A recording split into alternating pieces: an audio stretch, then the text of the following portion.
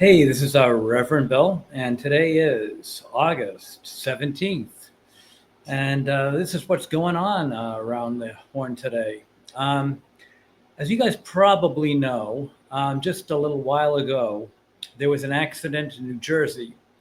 The case of a mother and a daughter were going for, I guess, a milkshake, and they never got there. They were interrupted by an accident, head on collision by a New Jersey illegal immigrant, who had previously been caught two times driving under the influence, and actually a domestic dispute at home with his, I guess, girlfriend or wife or something.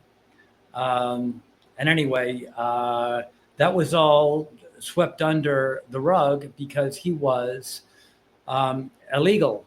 And because he was an illegal, they decided not to press charges because that would actually go against him, and it would be found out that he was an illegal alien and that he would get deported. So rather than prosecute him, they let him go, and they allowed him to drive. And as a result of letting him continue to drive, he crashed into a mother and daughter and killed them. And now, of course, he's been discovered, and it's too late. A mother and daughter have died. This is actually going to play into my next story, which is an accident happened actually in California with this young man here in the National Guard. I think he was 19, Ricky Ray Reyes, who was waiting at a bus stop, and another drunk driver hit him, and they arrested him, and they're not releasing any information on him. He's being protected. Now, why are they not releasing any information on him? No one knows. But it's another sanctuary city, and he's being protected. Why are they protecting him? Well, the obvious guess is because in sanctuary cities, when they protect people, it's often because they don't want people to know that they screwed up and they've allowed an illegal immigrant to drive when he shouldn't be driving. And as a result, they do not have to release any information. They're continuing to protect them. What other reason would they have for keeping the identity secret? None that I know of. So this has been about, I don't know, a week and a half. It's happened I want to say around the 6th or so. I could be wrong on the date, but it's been a while now, and we still don't know the identity of the driver. Why? I don't know. So just another incident. The way I feel about this is just let it out. If it's not an illegal immigrant, then shouldn't we know that? And that would give the liberals a chance to say, you're wrong. Okay, well, if we're wrong, let us know we're wrong. And if we're right, let us know we're right. Either way, no matter which side of the fence you're on, we should know, right? So we can say, yeah, we're right, or the other side can go, yeah, we're right. Either way, I think we should know, but hiding it is not doing anybody any good. So, yeah, hey, if we're wrong, let us know we're wrong, and then we'll shut up. Or if we're right, let us know, and we can say, hey, we are right about this. But either way, hiding the answer is not helping us. Anyway, that's just my thought.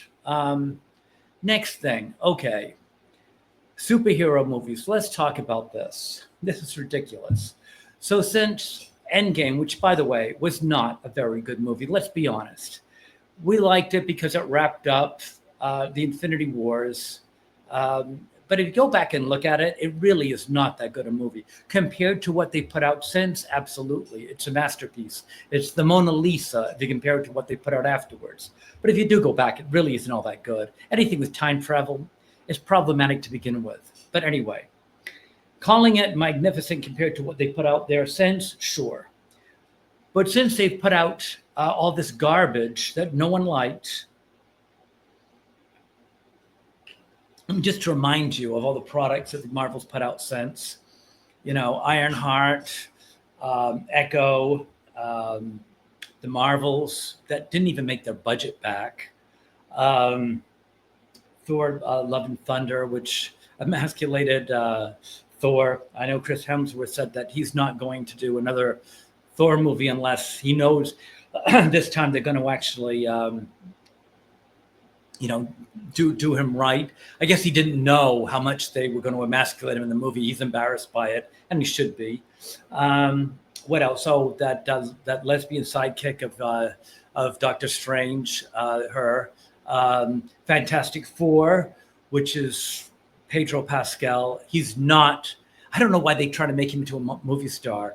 I mean, he's not a thing. As I say in Mean Girls, it's never going to happen. Okay, he's not. He's not a movie star. He never will be a movie star. He's certainly not a Reed Richards. He's never going to happen, guys. He's not. Whatever you think he is, he's not. At best, he's a supporting actor. Yeah, not going to happen. What else did they put out there? A bit more Shang-Chi. Just it's not working. So what did they do? They served us all these third-rate stars that didn't cut it. They all flopped at the box office. And now they're going to serve them up all up. Oh, yeah, the Thunderbolts. They actually wanted to make the Thunderbolts the new Avengers. So much so that they put a little asterisk after their name. And the big reveal was halfway through the run, they changed the name from Thunderbolts to the Avengers. Well, that went over like a lead balloon. So they want that back. They changed it back to Thunderbolts again. I don't know why. They just, whatever. Anyway, so the Wasp and the Ant-Man and Wasp Quantumania, that actually flopped big time too. Oh, not to mention Black Captain America. We love that guy as Falcon, not so much as Captain America. Another flop. So all these movies flop. So what do they decide to do? Make a big Avengers Doomsday movie, which, by the way, was going to be Kang, but that flopped too, and the guy got arrested. So anyway, I equate this. I'm a parent. I actually raised 2 children and helped raise, depending on what you call raise, four stepchildren, I guess. A lot of experience with children. So I compare this to whatever the children don't like eating. I mean, believe me, children are finicky. Imagine like all the things that children don't like eating, and probably justifiably so. But like liver, coleslaw, olives, you pick it. Oh, sardines. Like I said, probably justifiably. But get all the things children don't want to eat, and you put them all. You put them all in a big bowl of everything children just will not eat, and you mix them up. And you put them in a blender. And you mix it up, and then you serve them in a big bowl, and you put a scoop of, like, let's say, melted ice cream on top, which is like Robert Downey Jr. because he's past his prime. I mean, they should have learned this with Michael Keaton and Flash. You can get a has-been actor that people did at one time and you throw them on top of a bowl of just disgusting stuff. It's not going to happen. So you get Robert Downey, a scoop of chocolate melted ice cream, and you throw it on this gunk of things that children hate, and you serve it to them and call it an ice cream sundae. Children are not going to eat it. Okay, they're not stupid. They're going to look at this and go, "That's disgusting," and they're not going to eat it. You're not going to fool them. So by getting all these superheroes that we've rejected for years and years and years, I mean, like I said, the Marvels didn't even get their money back off their budget. And you're going to call it Avengers Doomsday. And people are not going to get all excited about the Marvels and Shang-Chi and Ironheart just because you're calling it the Avengers Doomsday and you stick in an old Robert Downey Jr. You really think people are going to get excited about Pedro Pascal? No, it's not going to happen. It's going to flop majorly. And you're going to have a budget of like I'm sure it's going to be over $300 million, which means they're going to have to approach close to $1 billion to justify this movie. It's a nightmare. The only thing they can do is cancel this movie. There's no way it's going to win. I said that was Fantastic Four once I heard Pedro Pascal was being cast as Reed Richards. And then I heard the female Silver Surfer. I said, no, don't do this. But they did it. And look what happened. the thing will be lucky to get 500. If they hit 500, I think I'll be surprised. Anyway, regardless, 550 would be an act of God, I think, for this movie. And they were looking at, I don't know what they were looking at. Honestly, I was going to say $1 billion, but now realistically, anyone with a brain in their head, once they cast Pedro Pascal and say they're going to do a Silver Surfer, that's a woman. I would say at that point, anyone who had thought of 700,000 was probably a high. There's just no way anyone who knows movie tickets and box office money would have known that was a pipe dream at that point in time. Anyway, let's move on. But yeah, that's just crazy. And you know something else? They didn't even flesh out these characters while they're rushing them. When was the last time someone did that and actually, oh, here we go, when they rushed a superhero movie with characters that basically were names, but they did not flesh out the characters right? What happened? Justice League of America. And these characters were actually very well known, but they didn't flesh them out properly. And what happened? A disaster. And these characters were a lot more established than the ones we just talked about. And this bombed with well-known directors, which I'm not even sure who they got for the Avengers Doomsday. I'm sure they were not really well-known like Zack Snyder, who was a proven director.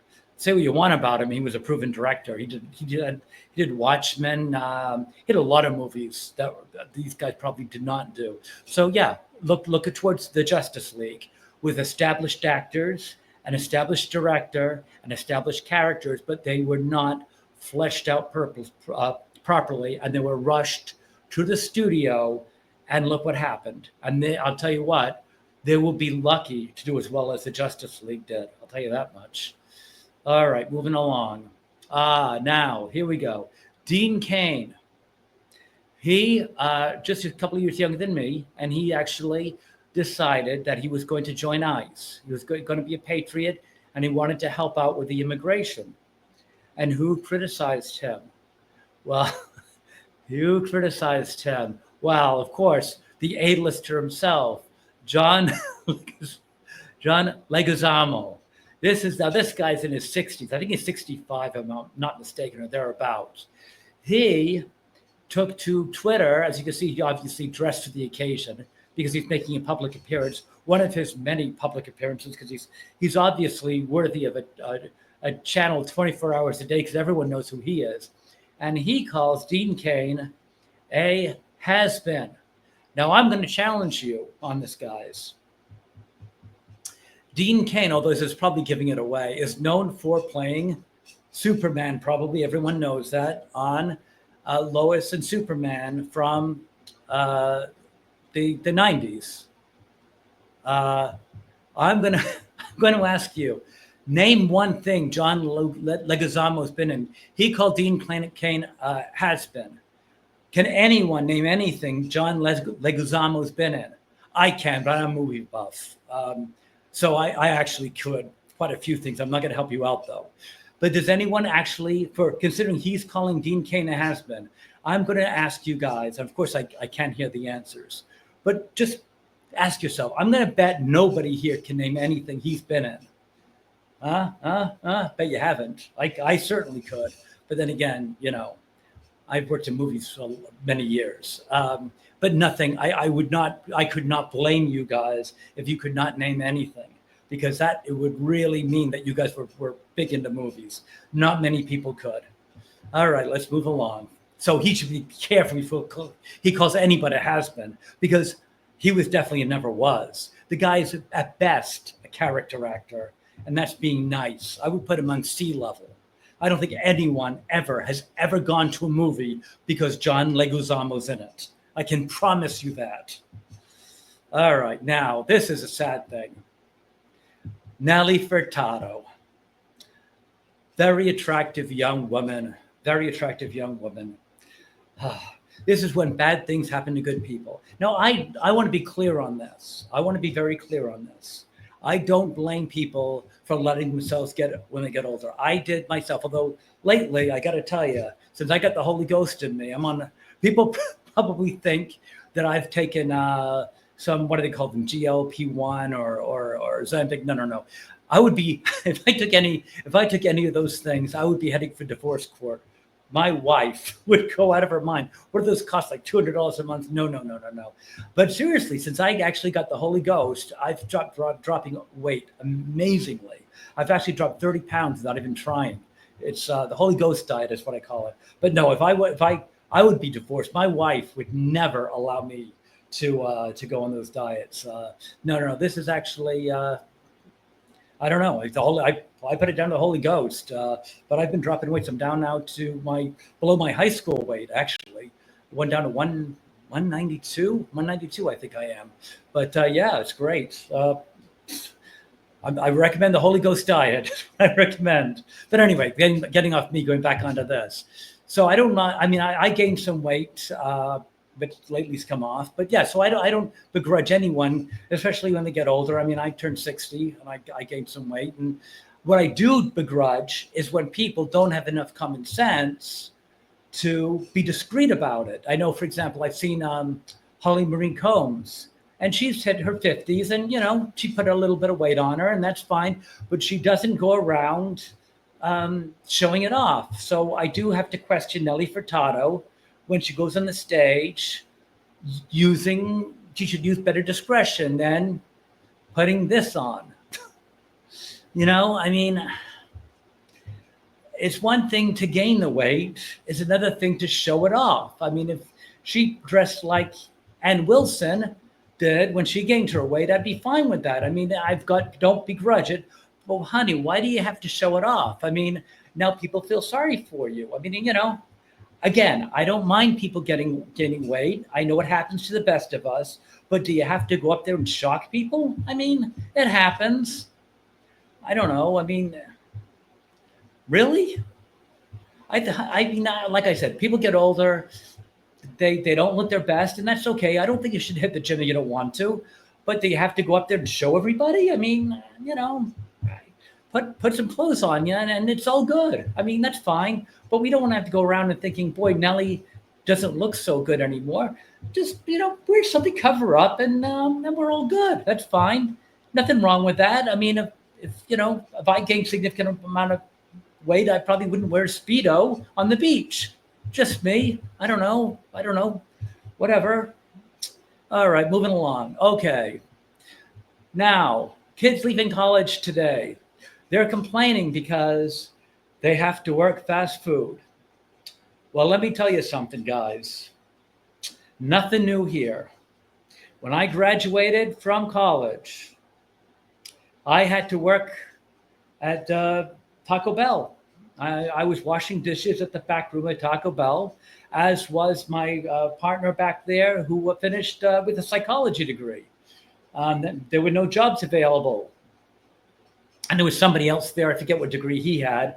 But if you went to the back room of Taco Bell, the restaurant I was in, you would hear some of the best conversations about Freud, about Immanuel Kant, some real great conversations, the brain trust while we were scraping dishes. There was a tremendous exchange of brain power back there, just the way that things were. Times were tough, and if you wanted to pay for your car, you had to do whatever you had to do to make that meet. If you had to pay your rent, you had to pay the rent. You did whatever you had to do. So I'm sorry, you have to work at Chick-fil-A, whatever you have to do to make your ends meet. But that's what you got to do if you're a person. If you're a man, or woman, what do you want to call yourself? If you're a person and you want to pay your bills, you do what you have to do. And my advice to you is to do what we did, and that is network. That's what you got friends for, right? Right? I mean, basically my degree could have gone in the trash. And I had to find my friends I grew up with, friends I went to school with, until I found out a good path. That somebody got into a path, a thing called computers and PCs. And he opened the door for me, and I kicked that door open, and I got into PCs. And this was the early 90s. And I started as a secretary, and I worked my way up. I was lucky. I had a friend, and I couldn't find a way, so he found a way, and I followed him in, and we both got a lucrative career. That's how you do it. You don't, work whatever you got to work. In the meantime, Ask people, ask your friends, ask their friends, ask your people, network. That's my advice to you. Go to parties, ask people at parties. I mean, sure, if you want to go and drink and whatever you want to do, have fun. But in the meantime, ask questions, ask people. These are how you find your jobs. Your best jobs are going to be with the people that you know, the people you make friends with and their friends. That's how you get the jobs. You're very rarely going to get a great job going on job interviews, passing out resumes. The jobs that are keepers are the jobs you get from people you know. Okay? So stop feeling sorry for yourself. Get your networking skills up to par. Go to parties, go to clubs. Not necessarily, nightclubs, although you go to nightclubs if you want. But be a joiner, join clubs. Go to these Freemasons. I don't know much about Freemasons, but what I'm saying is get out there and meet people. For all I know, Freemasons could be a bunch of Satanists. I'm not saying they are. I don't know. What I'm saying is you get out there and meet people. Go to clubs, find people, talk to them, network. Just join different clubs. Maybe the Freemasons are good people. I don't know. I'm just saying. Maybe the Freemasons are a good place to network. I don't know. I'm just throwing them out there. I'm just saying meet people, meet people. That's how you get jobs. And that's my advice to you. So, and I don't know what the next path is going to be. Technology, it doesn't look all that great right now, but maybe, who knows? I don't know. Moving along, kids, my advice to you is just network and don't shut any doors. And that's the way you're going to find a good career is through contacts. My advice, what it's worth. Okay, here's another one. Okay, there was an accident on. Let's see. There was an accident on the Bronx River Parkway. I don't have the exact details here, but I know it involved two scooters, and I don't come from the Bronx. I do have the details on another page. I'm not going to bore you with the whole story. I'm going to give you a very rough synopsis. But I guess there was, I think I want to say a Mercedes, and there was two kids. Let me just see. Oh, maybe I'll look it up here real quickly. All right.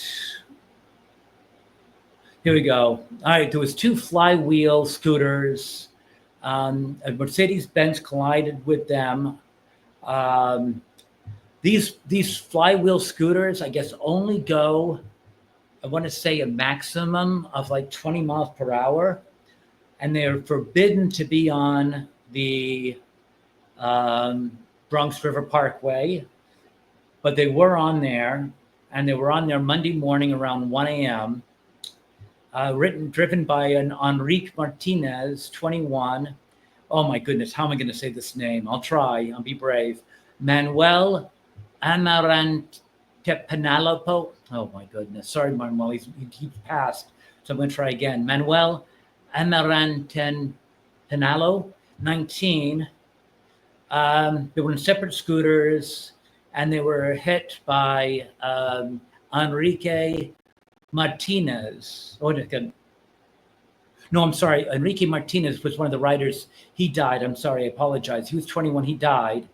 The driver was Mauricio Neira Yunez, 21, from White Plains.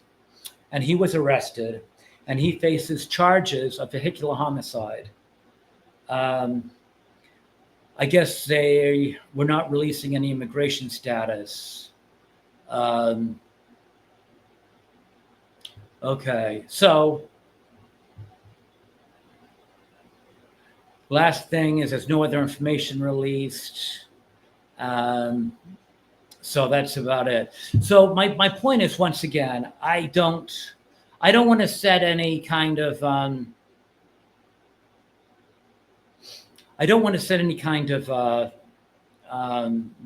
unnecessary rumors out here, but in New York, with the political climate here, after what I said earlier on about Sacramento, I think at this point, when these things happen, especially with the blatantly disregard, there's no way scooters at 1 o'clock in the morning that are only 20 miles an hour should be allowed on the Bronx River Parkway.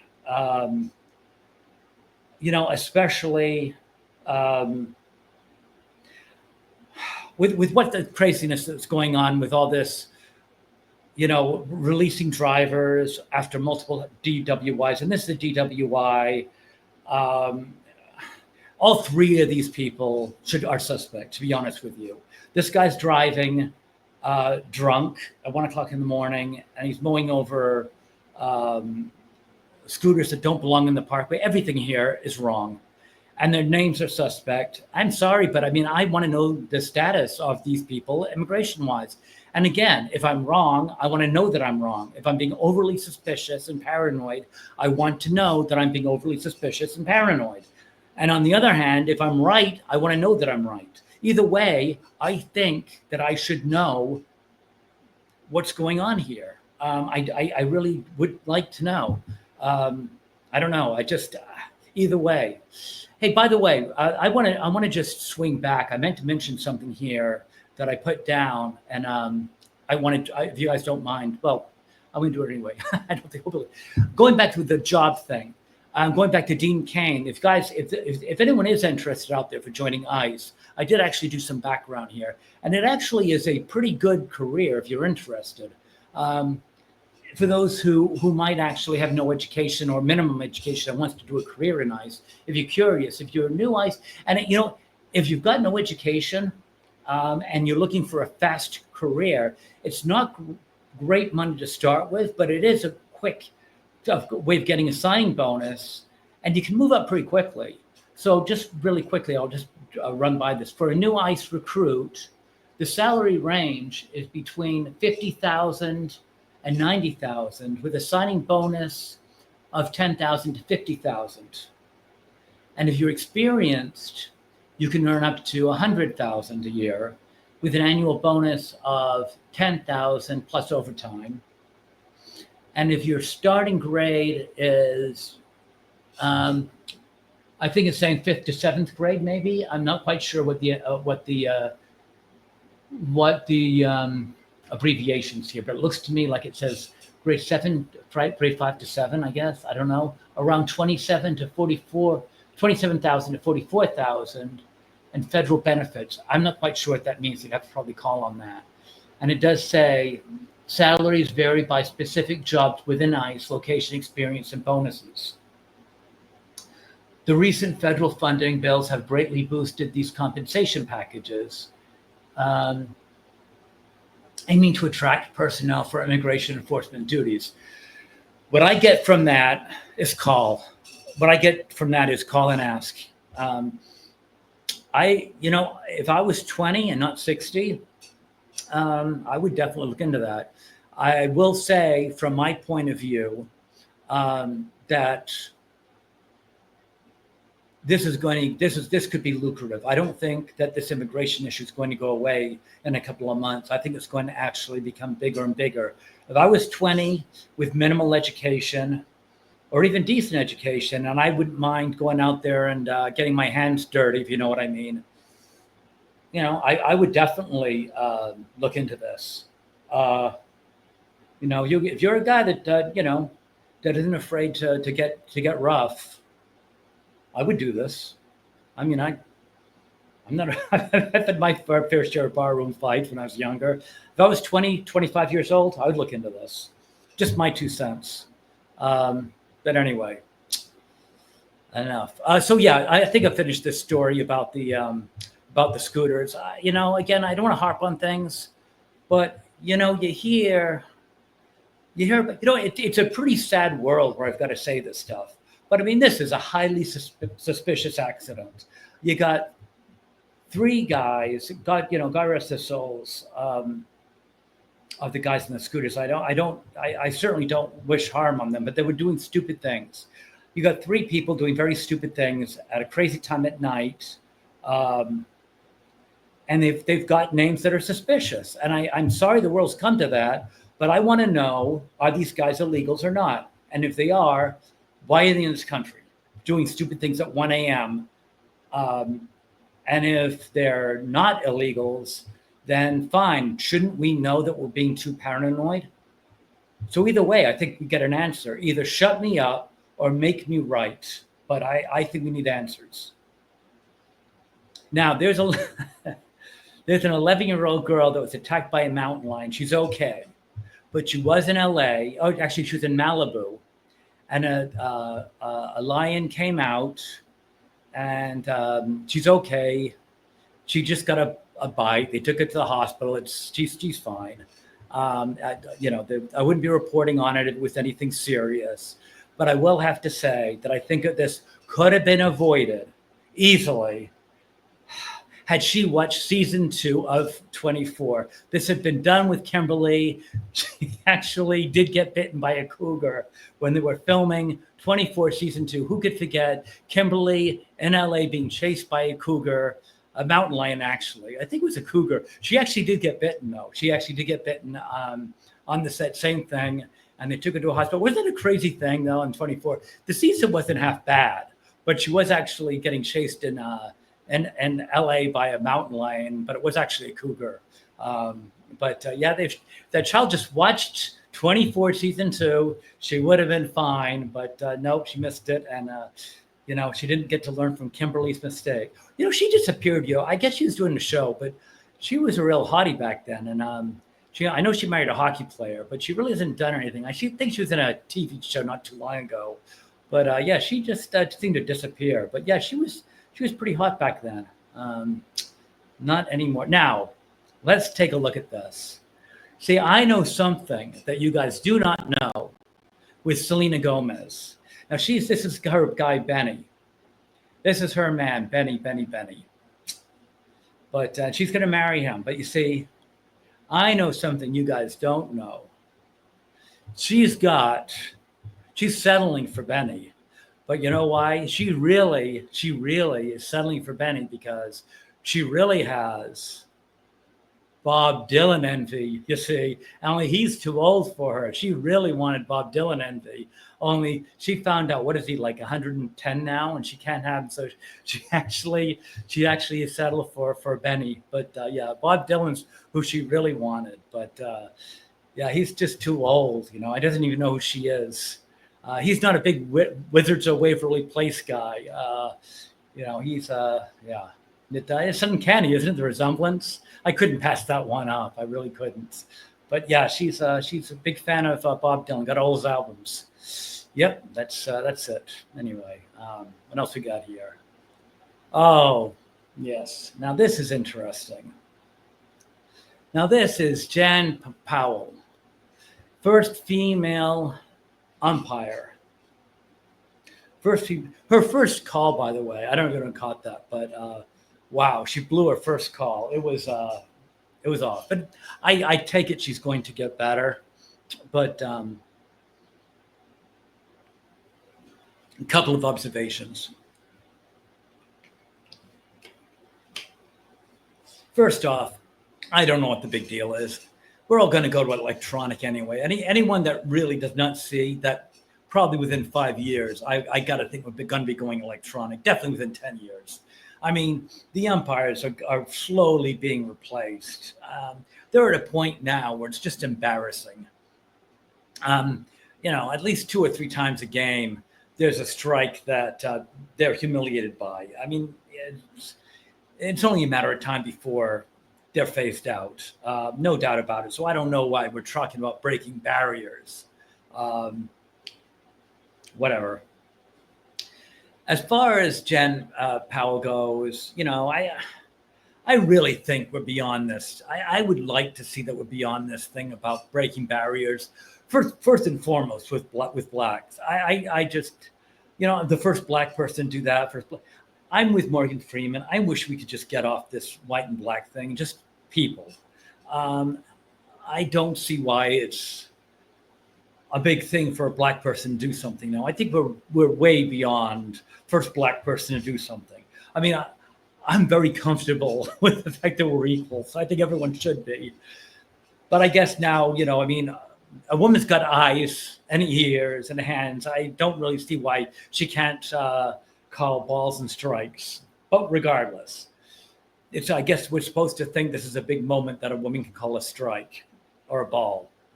Okay, I'm impressed. Anyway, I don't know. I really just wish we could get all off this color thing and to an extent this gender thing too. I mean, regardless. But one thing I do want to make a point of: no one's questioning her sexuality. Okay, she's very private. No one knows if she's dated anybody. No one. She's never been married. No one's ever seen her date anybody. She has no children. She's a very private person, and no one questions anything about her. Apparently, she holds everything very, very tight to the vest, and no one questions her. And I'm fine with that. Okay, I'm absolutely fine with that, and I'm not accusing her of anything. If she wants to be private, that's great. But I do have a question. Everyone is good with the fact that they don't know anything about her and no one's questioning her. So why is it when a man pulls that? One of my heroes, Mo Berg, who, by the way, was a spy, and that's why he was so quiet about it. He's called a homosexual and a gay. They actually have a movie out with him, with Paul Rudd, where they basically call him gay because he was secretive and he snuck around at night. He was actually a spy that fought Nazis in World War II. And because he was secretive, he never married. He didn't have children because he was a spy. He was actually a very interesting man. He was actually sent at one point to possibly assassinate Heisenberg, who they thought was on the verge of creating the atomic bomb. And this guy, who never went to college, was so intelligent, he got to Germany and he sat in a conference to listen to Heisenberg. And afterwards, he met Heisenberg and he talked to him and he did not kill him. And he came back and they said, "Why didn't you kill Heisenberg?" And he goes, "The guy is not even close to building the bomb. He doesn't have it. It's all rumor." And he was right. He was so smart, he called off the assassination attempt because he figured out that Heisenberg was lying. He wasn't close to the bomb at all. That's what a great spy he was. And how did they reward him for his bravery? Because he was secretive. They called him gay and they slandered him. There's absolutely no evidence. Even asked his girlfriends, there's nothing. The only reason they called him gay was because he was secretive and he never married. He had plenty of girlfriends, but he was secretive. So it just suited them to actually slander him and call him a homosexual. And they made a movie about it, which I am disgusted by because they just slandered this guy. So it's amazing how they just ruin a guy's reputation because he's private. Yet, because it doesn't serve a purpose, they leave her alone. But yeah, this guy, there's absolutely nothing in his background other than the fact that he just was a spy and he kept himself private and they just ran with it. Oh, he would disappear for no reason at night. Well, he was a spy, that's why. Disgusts me. Anyway, getting off that. But if you ever come across this guy's story, he's a backup catcher and he was an infamous spy that he actually at night would sneak off and he would fight the Nazis for America, a true hero. And he was a very mediocre baseball player. He was a backup catcher for the Sox. I think he was a player for the Senators. Was it the Senators of Cleveland? Anyway, he was a very, very mediocre baseball player. And by night, he would sneak off and fight Nazis. Truly an American hero. And ignore the gossip about him being gay. That's all be said because he would disappear at night to fight Nazis. Unbelievable. Now, let's talk about AI. This has been misused. AI is not 100% reliable in the least. Daily, I catch it with misinformation. You use it as, I always compare it to the smartest guy in the office. For those of you who used to watch Barney Miller, use it like Dietrich. If you got to know something and there's a guy in the office, for those of you before computers or internet, when you didn't know anything and you didn't feel like going to the library, there's always the smartest guy in the office like Dietrich who is pretty good at knowing a lot of stuff. If you go to him and you ask him something like, SCUBA stands for, he'd probably, safe contained underwater breathing apparatus, that kind of stuff. He'd probably know that kind of stuff. I'm kind of like that, just know a lot of stuff. but you're not foolproof. He might know, the best-selling book of all time, or he might know the highest-grossing movie of all time, but his knowledge is limited. I chat GPT and Perplexity. They're good for a lot of stuff, but I catch them in mistakes all the time, and I correct them all the time too. So do not ask them something without, holding it under a microscope and questioning it. What was it? Oh, I asked them. What did I ask them? I asked them something. I think I asked them something like if Steve McQueen, or no, I think if I asked them if Paul Newman and Marlon Brando had made a movie together, and they said no. And then I said, yeah, they did. And they said, oh, yeah, they did. That's right. So, I mean, question it, because they're not perfect. And if you're actually using them for critical stuff, I wouldn't, at least not unless you're absolutely positively sure that their answer is correct, because they will make mistakes. And somebody asked them something about, what was it? They asked about something, if they'd use a salt substitute maybe, or something like that. And they told them to use something bromide, and they ended up almost dying.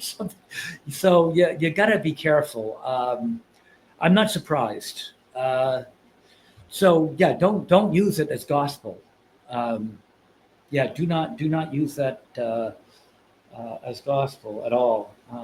Hey, by the way, I don't know if I mentioned this, but it's pretty interesting. If you look in King James Version of Genesis, when God gives Moses, not Moses, when he gives Noah the rainbow, they changed rainbow to bow.